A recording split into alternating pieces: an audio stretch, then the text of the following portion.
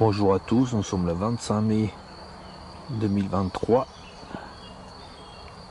à 21 h en Gironde. Et là, sur un tronc de chêne pubescent,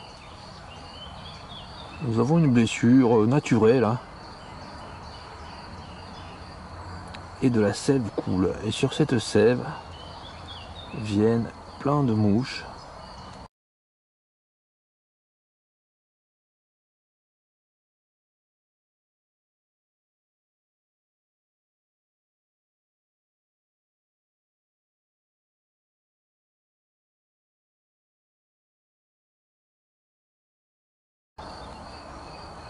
Et il y a également le vulcain qui vient.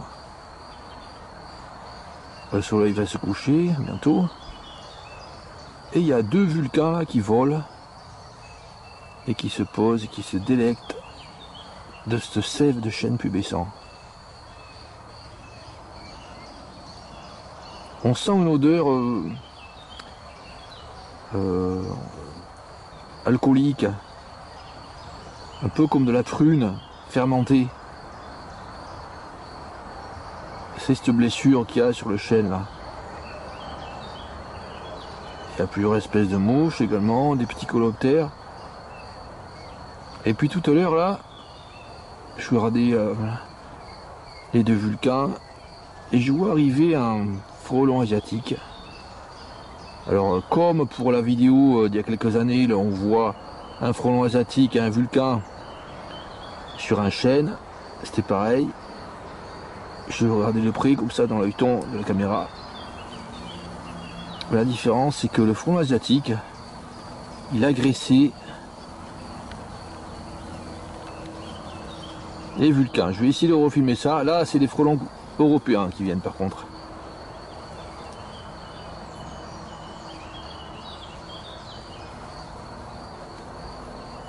Vespa crabeau, le frelon européen qui se nourrit aussi de cette sève de chêne.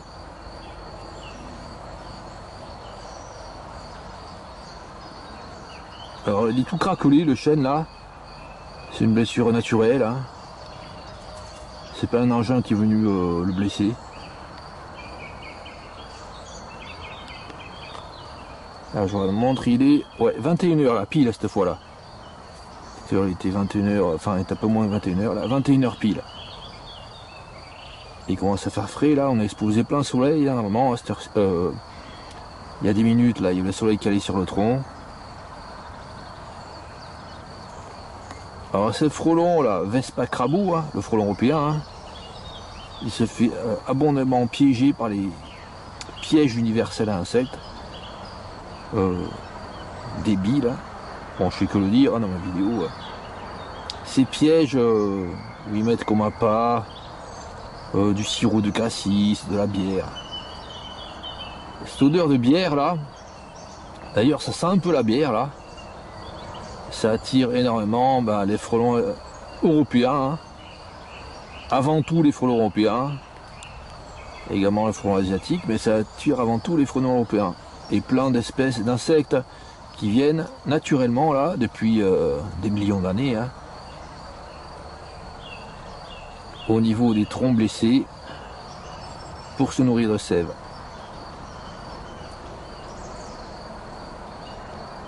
Il est joli, hein, celui-là, il est vraiment très grand. Hein.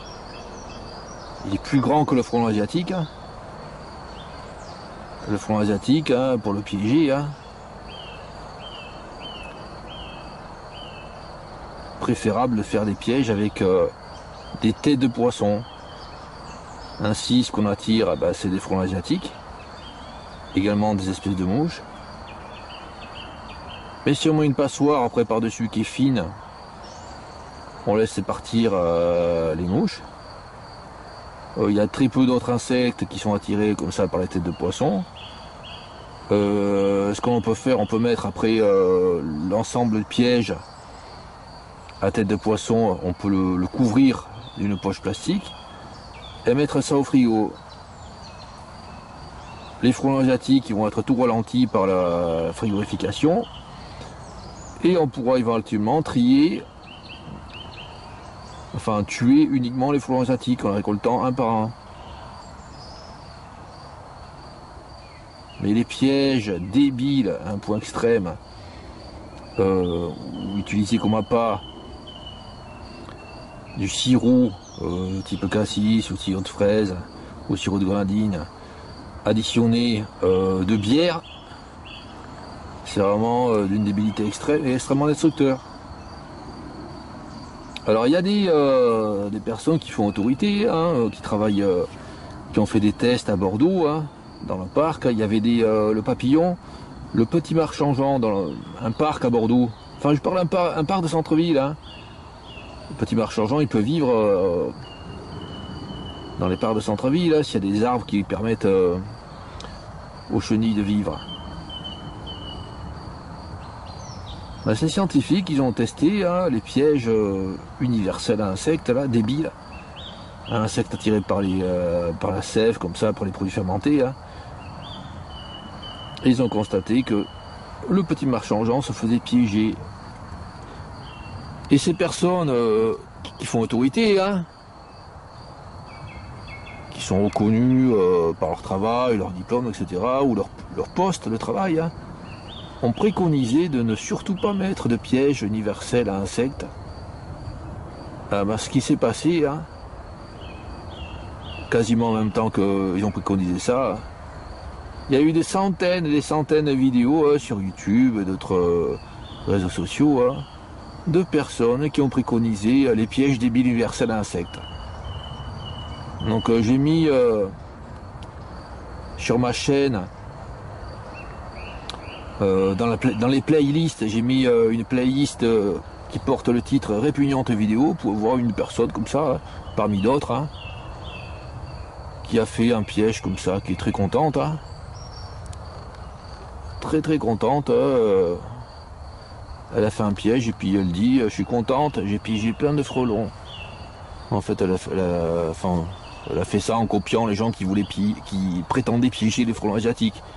Mais dans son piège, il y avait uniquement des frelons européens. Et puis un insecte qui a mis sur le côté, un coloptère, en niant cette présence. Hein. Ils s'en foutaient. Hein.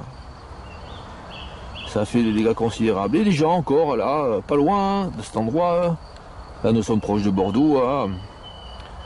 Voilà, à moins de 10 km de Bordeaux, hein, nous sommes. Il y a des gens là, par exemple à Saint-Germain-du-Puch, non, pas Saint-Germain-du-Puch, à côté le lac là. Le lac à côté là où j'ai fait plusieurs vidéos là, il y a des gens enfin la mairie, hein, je parle là, la municipalité a décidé de mettre des pièges universels à insectes tout autour du lac, chaque année. Alors je l'ai sorti une fois, mais ils les ont mis, hein. Ils s'en foutent, hein. Alors il y a une préconisation qui est faite dans le journal régional qui dit ben les pièges, ce genre de pièges là, avec comme appât du sirop, etc. En gros, il faut les mettre uniquement au printemps pour piéger les fondatrices. Après, il faut les enlever. Hein. Alors même les journaux, même les journaux mainstream conseillent, enfin disent, il faut surtout enlever ces pièges après la libération des fondatrices, hein, parce qu'après ça va piéger plein d'autres insectes. Mais ceux qui s'occupent des parcs, là, ceux qui s'occupent des bordures de lacs aménagés, ben, ils s'en foutent complètement de ces recommandations. Ce qui compte, eux, c'est il faut nettoyer, il faut piéger. Et puis il faut introduire des poissons invasifs aussi dans le lac. Hein. En tout cas, qui risquent de devenir. Voilà ce chêne pubescent là, sur une colline assez calcaire. Et il y a des chênes pubescents.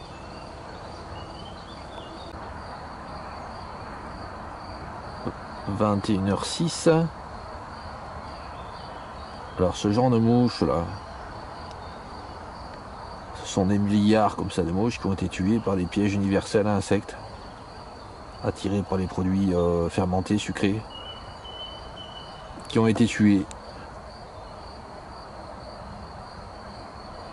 pour tuer le frelon asiatique. Mais ça marche pas, hein, ces pièges débiles. Le frelon asiatique il s'est quand même répandu dans toute la France. Hein. Ah, ça y est. Un vulcain revient. Il y en a deux. Hein. L'autre est parti voler un peu plus loin, il va revenir. Hein. Donc c'est pas souvent de voir un papillon comme ça actif. Hein. à cette heure de la journée là, 21h07, le 24 mai 2023.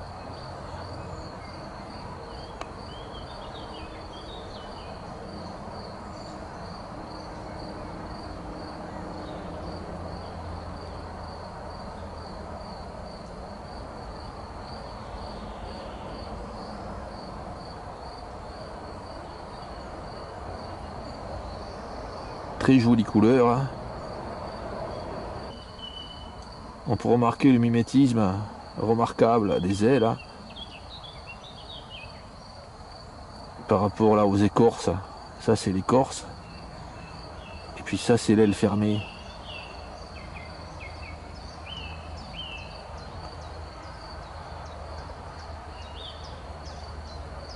Alors si le frelon asiatique arrive là, qui se pose sur la sève, et qu'en même temps il essaie d'attraper le vulcain, ben, le frelon asiatique il va finir tout plat.